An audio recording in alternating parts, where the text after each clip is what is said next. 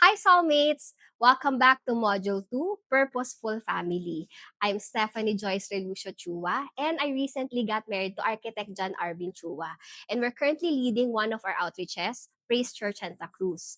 Before we go any further, I want to say this honestly. This lesson is something I am truly grateful for. Hindi lang ito basta teaching. This is wisdom I wish more of us heard earlier in life. Let me ask you something very real. Ilang beses mo na bang natanong ito? Siya na ba? Siya na ba yung the one? And here's where we need to pause and correct something important. Myth number one. There is only one person for me. Parang pelikula, di ba? Yung tipong pag nakita mo siya, may slow-mo, may background music, tapos alam mo na agad, siya na. Pero soulmates, that's not biblical love. That's romantic fantasy. Kapag naniniwala tayo sa the one mindset, iniisip natin na kapag tama ang tao, magiging madali na ang lahat.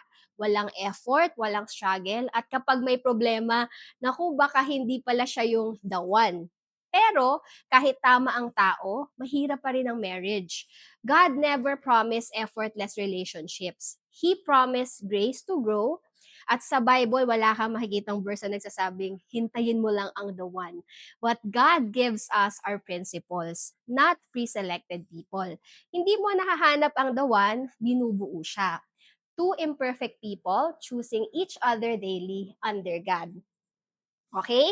Myth number two. God will choose the person I will marry. Bahala na siya.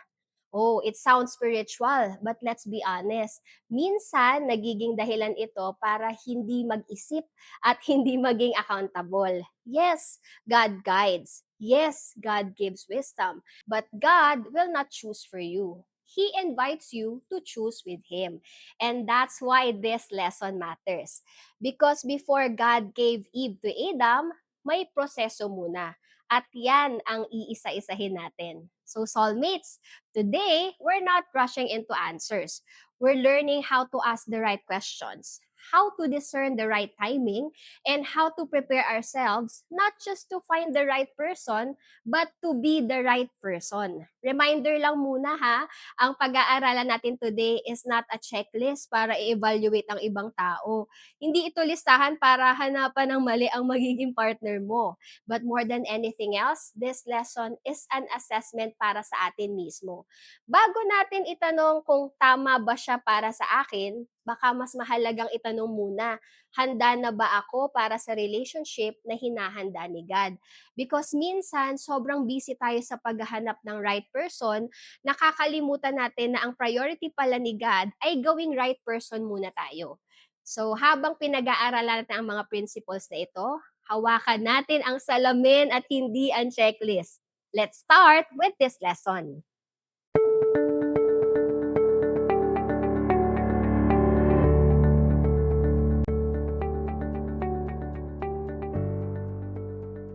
So our memory verse for today is from Genesis 2, verse 18. It is not good that man should be alone. I will make him a helper comparable to him. Kapag nagbabasa tayo ng Bible, mahalagang tandaan ng lahat na ito ay may context. Hindi basta binigay ni God si Eve kay Adam, may inuna muna siya. So ano-ano kaya yun? First, the presence of God. This is also another way of saying na kailangan Christian siya. Ang presence of God, malawak po ang meaning. Ito ay isang general term na maraming explanation, application, at implication. So, isa po sa mga implication ay kailangan Christian siya. Pero higit sa label ha, may personal relationship talaga siya with God. Ang maturity ng isang tao ay makikita sa intimacy niya kay Lord. Sa Genesis 2, verse 8, inilagay muna ni God si Adam sa garden kasama siya. Ibig sabihin, hindi muna relasyon sa kapwa ang priority, kundi relasyon sa Creator. So, tanungin muna natin ang ating mga sarili. Inuuna ko ba si Lord sa buhay ko ngayon? Second, work. From Genesis 2 verse 15, sabi doon, the Lord God took the man and placed him in the Garden of Eden to work it and watch over it. Sa verse na ito, makikita natin na inilagay si Adam sa garden para magtrabaho. Real talk, lalo na sa mga lalaki. Huwag munang maligaw kung wala pang trabaho. At hindi po ito usapin lang ng pera. Ito ay tungkol sa responsibility at maturity. Studying prepares you for work, but work prepares you for marriage. Number three, friendship. Genesis 2 verses 18 to 19 says, Then the Lord God said, It is not good for the man to be alone. I will make a helper corresponding to him. The Lord God formed out of the ground every wild animal and every bird of the sky and brought each to the man to see what he would call it. And whatever the man called a living creature, that was its name. Kung titignan natin ang pagkakasunod-sunod ng creation ni Lord, mapapansin natin na nauna munang binigay ang mga hayop bago si Eve. Pero hindi ibig sabihin nito na mas mahal ni God ang hayop kaysa sa tao.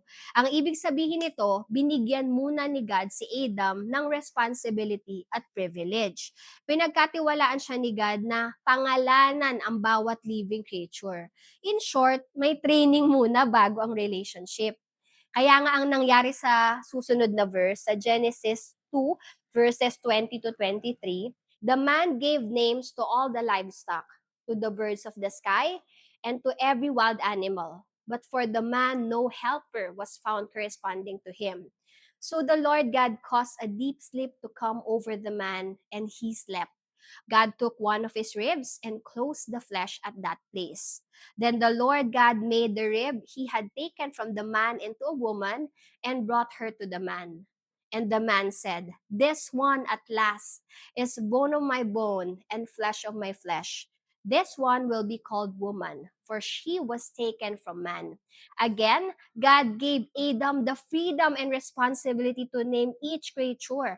So kung sinabi ni Adam na dog yan, dog na talaga yan. Now, syempre, hindi naman sinasabi ng Bible na bumili ka lang ng hayop, pangalanan mo, tapos yan, mag-asawa ka na, di ba? Pero ang spiritual analogy dito is very clear. Bago ang marriage, bago ang courtship, friendship muna. Why? Because like work, friendship is a good training ground for starting a family. Sa friendship, madami tayong natututunan. We learn how to adjust, forgive, handle conflict, be loyal, and to love selflessly. Lahat ng qualities na yan ay kailangan sa marriage. Notice this, nung graduate na si Adam, nung natapos na niya ang responsibility na binigay ni God, then and only then, he became ready for Eve. So soulmates, bago tayo magmadali sa relasyon, i-explore muna natin ang friendship. Kasi baka minsan, mali din yung motive natin. Baka gusto lang natin mag-asawa kasi malungkot. But maybe, just maybe, ang kailangan muna natin ngayon ay to make friends. Makipagkaibigan ka muna. So there are three important reminders that we would share. So quick note lang, soulmates ha, yung mga sasabihin natin dito ay guidelines. Hindi to batas ng church at hindi rin ito hard rules. Ang goal natin dito ay maturity at hindi control. First, no boy or girl relationship until at least graduating from college. So let's just be practical here. Usually, kapag graduate ka na ng college, around 21 years old pataas na yan, no? May magtatanong siguro, paano kung mature naman na ako kahit 15 or 14 pa lang ako? Sa totoo, hindi pa talaga, no? Hindi dahil masama ang young people, kundi dahil may wisdom sa tamang timing. Tingnan natin yung gobyerno. Ilang taon ka muna bago ka pwedeng bumoto? Kumuha ng driver's license. 'Di ba usually 18 years old? Why? Because even the government recognizes na delikado bigyan ng big responsibility ang hindi pa handa. Imagine mo, 15 to 16 years old, may kotse, may lisensya, tapos walang supervision. Di ba nakakatakot? Driving is not just a privilege, it's a responsibility. So, ganun din ang relationship. This is a once-in-a-lifetime decision. Kaya kailangan itong pag-isipan at ipag-pray ng mabuti. Kasi kapag mature ka na, mas kaya mo nang i-regulate ang emotions mo. Mas nagiging wise ka na sa decisions mo at mas aware ka na sa consequences ng choices mo. Hindi natin sinasabing kapag graduate din, automatic mature na ha. Age does not guarantee maturity. Pero at the same time, Youth does not guarantee maturity either, mas lalo. Kaya kapag pumapasok sa relationship na wala sa oras, nadadama yung family, yung studies, and even our relationship kay God. So, ang bottom line lang nitong sinasabi natin, there is a time for everything. Number two, okay, level up. So, minsan paano naman 'no, ang tanong ng iba, paano kapag nakapasok na sa relationship bago pa talaga makilala si Lord? Ang sagot, level up. Minsan, this could mean break up muna. Ano yung ibig sabihin ng level up? Una, remain friends, but no romantic relationship muna. Hindi naman bawal mag-usap o magkita, pero hangga't maaari wala munang romantic attachment. Pangalawa, kung pareho kayong taga-Praise Church, how about you involve your life group leaders? Relationships need accountability. Pangatlo, kung isa lang naman sa inyo yung taga-Praise Church, ganun pa din. Share this with your life group leader. Make your friendship accountable before your leader. Hindi po ito for punishment, but for your protection. Okay? This is the last, freedom and consequences. Now, baka may nagtatanong sa atin, paano kung ayaw mag-comply? Paano kung gusto pa rin namin magsama, 'di ba? Paano kung gusto pa rin namin mag-stay sa church kahit ganito ang sitwasyon ko? Let me say this clearly and with love. Sa Praise Church, malinaw lang tayo, hindi natin pinapaalis ang mga tao kahit pa may pinagdadaanan sila o may choices silang hindi align sa wisdom. However, we also want to be honest with you. Hindi rin naman pwedeng i-bless ang isang relationship na ayaw mag-align sa godly wisdom. Hindi po ito parusa o pagkokontrol, ito ay pagiging tapat because blessing follows alignment. You are free to make your own choices, pero kasabay ng freedom ay ang responsibility sa magiging consequences ng choices na yun. At malinaw din po ito na hindi kami nakikialam sa buhay po ng bawat isa. Nagmamalasakit lang po tayo dahil syempre mahalaga tayo sa isa't isa. And because we love you, we want what's truly best for you, even when it's hard to hear sometimes. So soulmates, as we end this lesson, I hope one thing is clear. This was never about pressure, control, or condemnation. This was about wisdom, timing, and love that protects. Today, we learned that the right question is not just, siya ba ang the one? But more of, handa na ba ako para sa relasyon na galing sa Diyos? Before courtship, God invites us to check our relationship with Him, our sense of responsibility, and our capacity to build healthy friendships.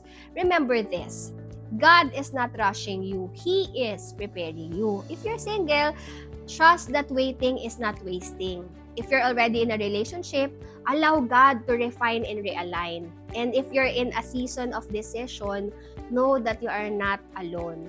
God walks with you in every step. As we move to the next lesson, we'll talk about what truly sustains any relationship, true love. Not the love defined by feelings alone, but the love defined by God's word. Thank you for being open, honest, and willing to grow. God bless you, soulmates.